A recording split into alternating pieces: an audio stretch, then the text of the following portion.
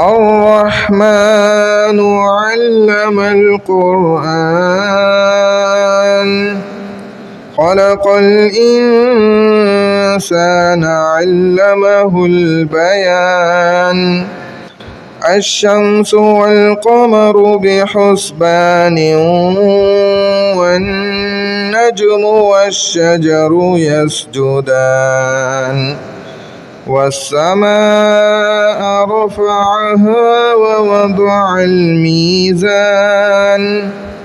ألا تطغوا في الميزان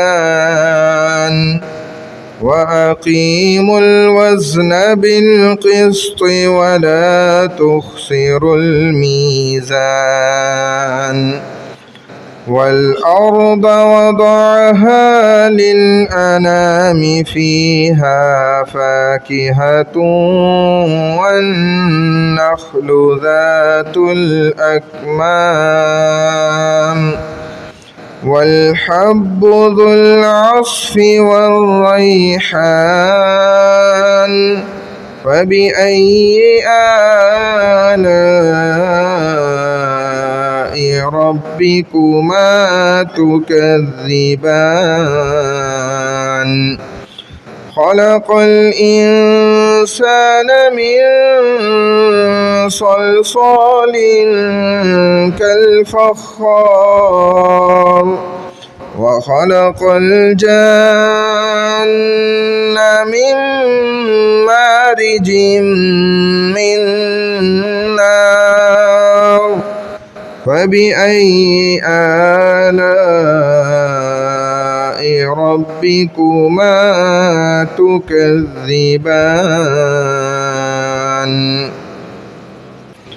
رب المشرقين ورب المغربين فبأي آلاء ربكما تكذبان مرج البحرين يلتقيان بينهما برزخ لا يبغيان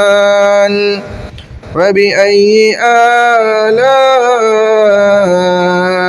ربكما تكذبان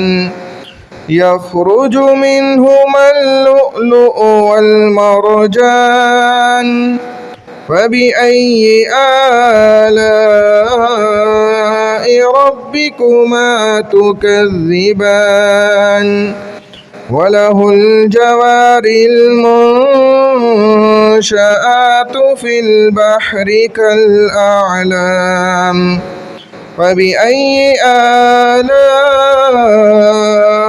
ربكما تكذبان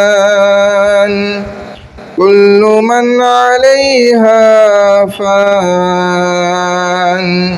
ويبقى وجه ربك ذو الجلال والإكرام فبأي آلاء ربكما تكذبان